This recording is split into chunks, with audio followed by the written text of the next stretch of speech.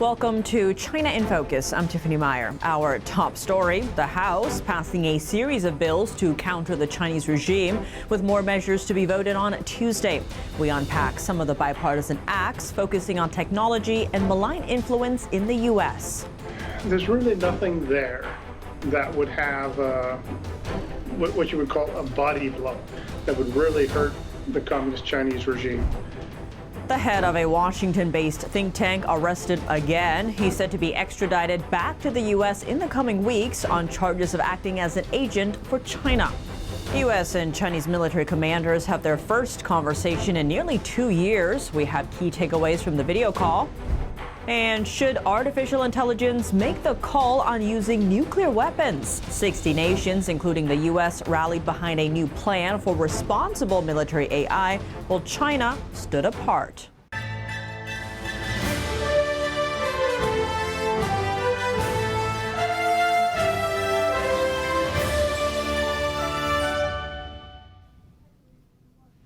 The House passed a series of bills related to China on lawmakers' first day back from recess. Most of the 15 bills were fast-tracked with a voice vote Monday. The House will vote on more China-related bills later Tuesday. NTD's Jeremy Sandberg has a quick breakdown of the bills.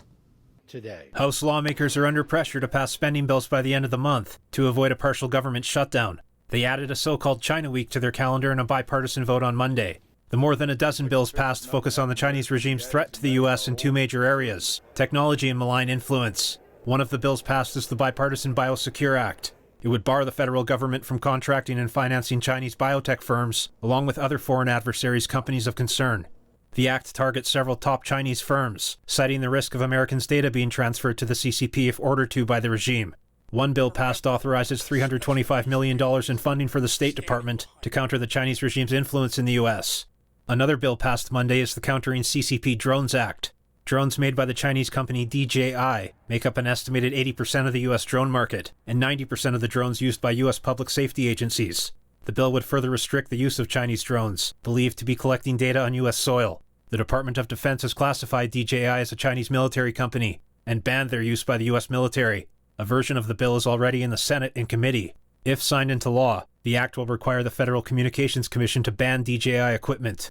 The proposed bills do not restrict outbound investment to China or end the de minimis rule. That's the rule exempting shipments valued at $800 or less from tariffs. President Biden hasn't indicated if he backs the measures. Jeremy Sandberg, NTD News. Next, a closer look at one of the House bills, the measure designed to help prevent the Chinese Communist Party from influencing U.S. universities. NTD's Melina Weiskup has the details. House lawmakers are now using their power of the purse to encourage universities to make a priority of cutting ties with any Chinese entity of concern. Any university that maintains such ties will be stripped of DHS funding. The bill passed this evening with 36 Democrats joining Republicans in support. The bill is passed without objection. A motion to reconsider is laid on the table.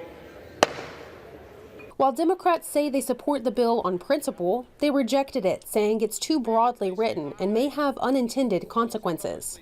This bill would deny all Department of Homeland Security funds to all U.S. colleges and universities with any relationship whatsoever to practically any Chinese university.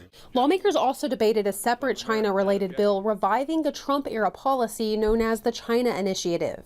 It mobilized the Department of Justice to pursue people and entities who engage in intellectual property theft on behalf of the Chinese Communist Party. It was canceled under the Biden administration over concerns of potential racial profiling. These bills that lawmakers debated today are just two of several China-related measures to be taken up in the House throughout the course of the week. One notably addresses China's dominance in the growing EV industry. Reporting from Washington, D.C., Melina Weiskup, NTD News. A U.S. think tank head accused of acting as an agent for China, now back in law enforcement's net. Prosecutors said Monday that Gao Luft has been re-arrested and would be extradited back to the U.S. in the coming weeks or months. They didn't specify where he was arrested. defeat in the midterm elections. Luft is the co-director of a Washington-based think tank. Last year, prosecutors indicted him for acting as an unregistered agent of China. Luft allegedly paid a former high-ranking U.S. official on behalf of principals in China back in 2016. The indictment said he also sought to broker the sale of weapons and Iranian oil. Luft denies the allegation. He said the extradition request was politically motivated. Luft is a dual U.S.-Israeli citizen. He was arrested in Cyprus last February, but fled while out on bail. Law enforcement rearrested him, but declined to give details on where and when. Once Luft is extradited back to the U.S., he will appear in Manhattan federal court. The head of U.S. Indo-Pacific Command speaking with his Chinese counterpart Tuesday over video call. Let's zoom in. China suspended high-level military communications in 2022. That was after then House Speaker Nancy Pelosi visited Taiwan. The Indo-Pacific Command's areas of responsibility include the South China Sea and the Taiwan Strait. Those are areas of regional tension. Beijing has been acting aggressively there. Chinese Coast Guard vessels recently rammed Filipino boats. The Chinese regime also regularly flies fighter jets near Taiwan. A U.S. admiral is urging the Chinese military to reconsider its dangerous tactics in the South China Sea and beyond. The Chinese Defense Ministry said both sides had an in-depth exchange of views on issues of common concern. This follows a meeting between U.S. National Security Advisor Jake Sullivan and Chinese leader Xi Jinping's military advisor.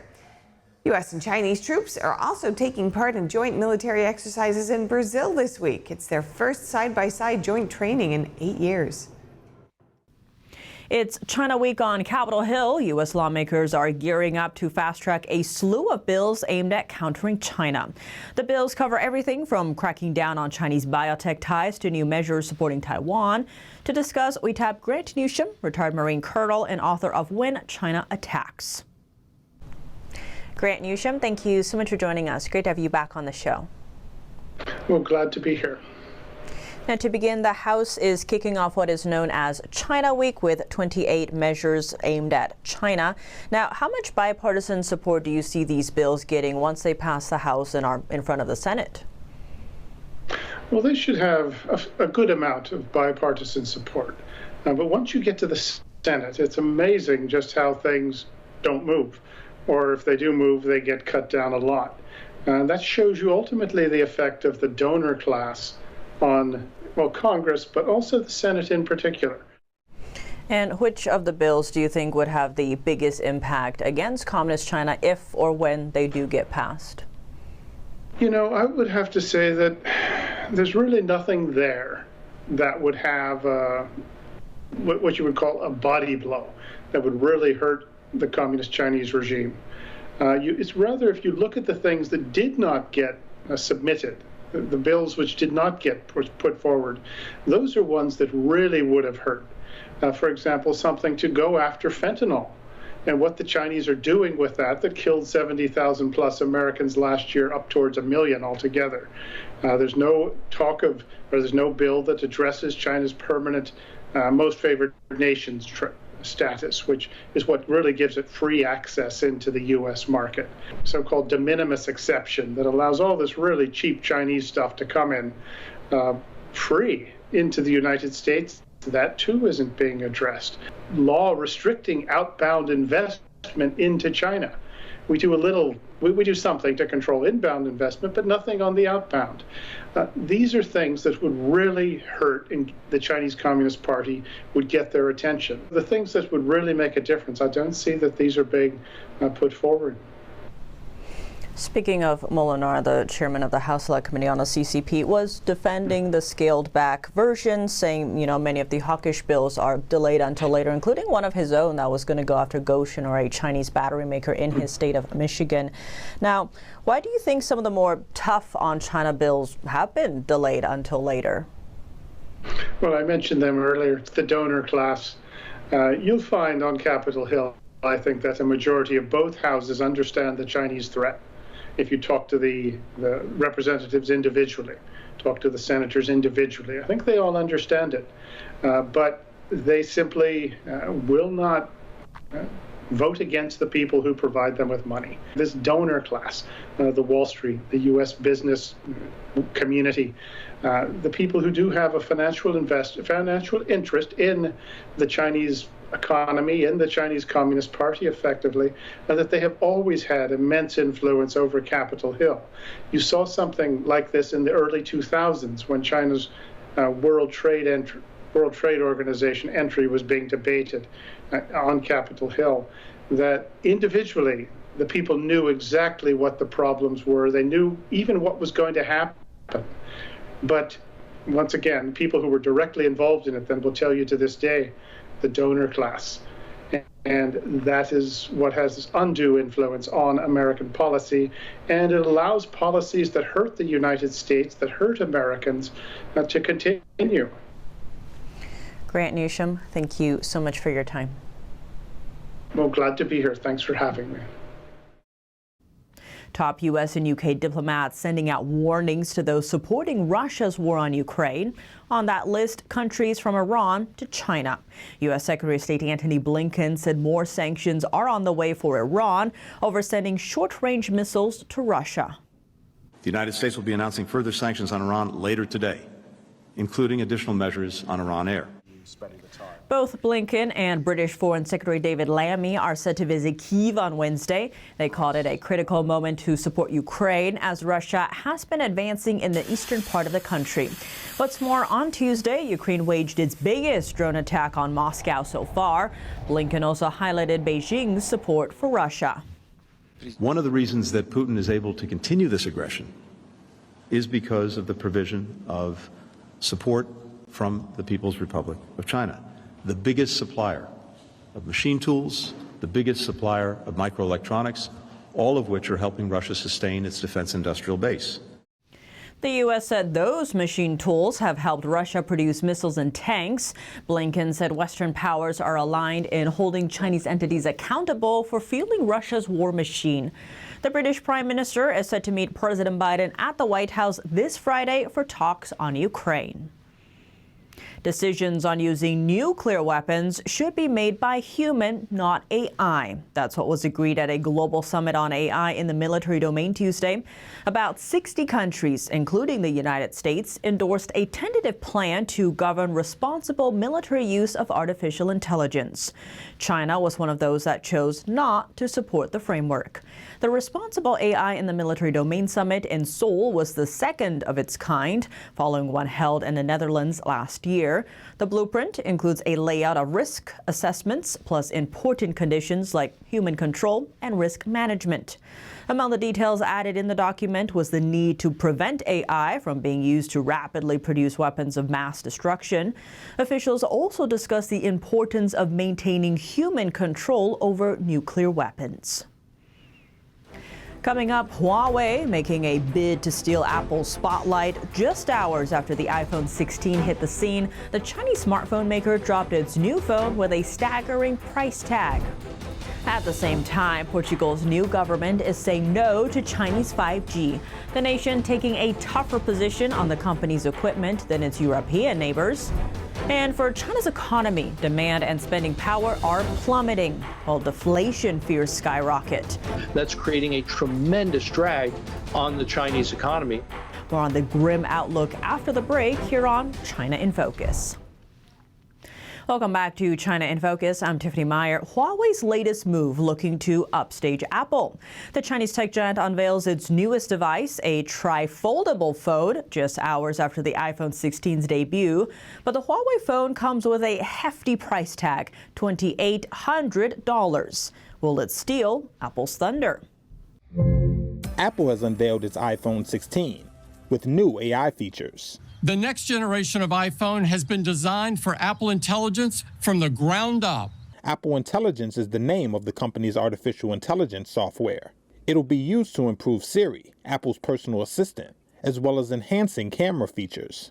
Apple Intelligence marks the start of a new era for Siri and makes it more natural, more contextually relevant, and more personal to you.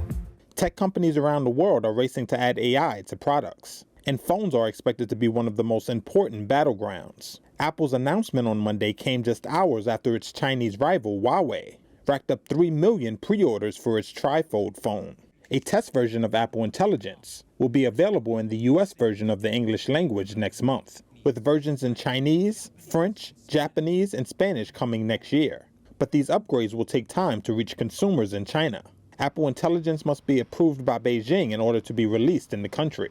Last year, iPhones accounted for more than half of Apple's $383 billion sales. Apple is betting that the AI feature will drive consumers to upgrade, as it sees a slowdown in iPhone sales.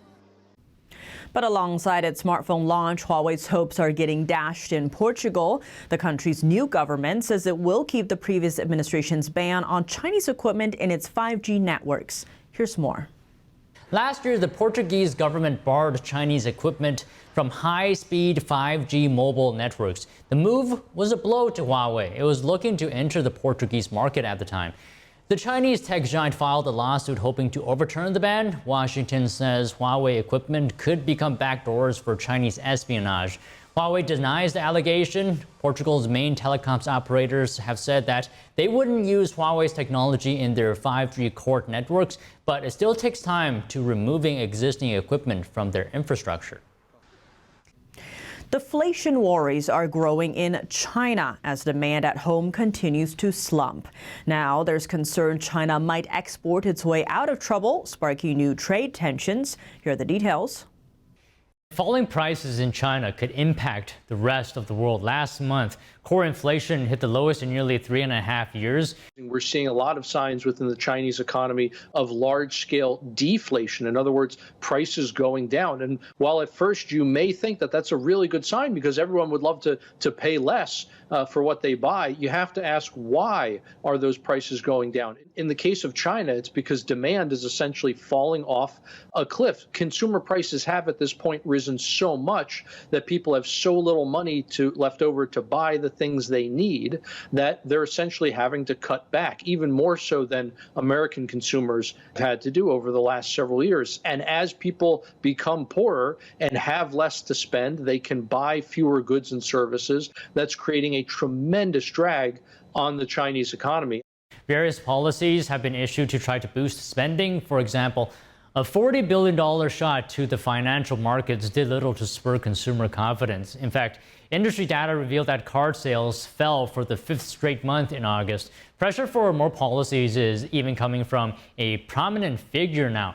In unusually strong comments last week, China's ex-central bank governor Yi Gang encouraged efforts to fight deflation. Two Western media executives are accusing an accounting firm of breaking international rules. Both have years of experience in Hong Kong. They claim the firm helped the city liquidate a company owned by jail tycoon Jimmy Lai. Here's more. Now, global accounting firm BDO has been accused of breaking international rules. It helped the Hong Kong government liquidate Next Digital. So Next Digital is a company run by Jimmy Lai, who is a vocal critic of China's Communist Party. The two US-based directors of Lai's company filed a complaint with the British government. Next Digital included the popular Apple daily newspaper. Meanwhile, an independent newspaper critical of the app, that's also what Next Digital is known of. So the Hong Kong police raided the paper's offices in the wake of the Hong Kong protests against the communist rule. Jimmy Lai was arrested and jailed the day of the raid. Standing beside Hong Kong's high-rise buildings, some old villages are getting scattered. The last remaining squatter villages in the city are slated for demolition by the end of the year. They were once home to millions of refugees who fled China during the 1940s and the Chinese Civil War. Most of them have relocated.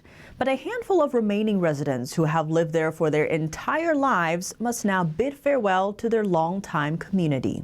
Here's more. Chiao Bihua has been managing a grocery store in Hong Kong's Cha Kuo Ling village for 40 years. She already relocated her home, but continues to run her store while she can. Those were happy days. Neighbors would always greet one another and chit-chat all the time. We frequently held barbecue parties and hot pot gatherings. Another resident, Lo Yet Ping, is 72 years old. He's spent his entire life in the village. I was born here. My parents immigrated from China and settled in this village, where I was their 5th child. with 2 younger brothers. These informal settlements were once home to refugees who fled China during the Chinese Civil War in the 1940s. Within a couple of years, the population of Hong Kong surged more than threefold, from 600,000 to 2 million.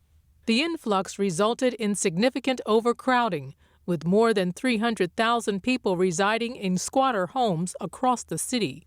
They needed cheap accommodations, so they built them. But the quick construction led to chaotic and densely packed living conditions.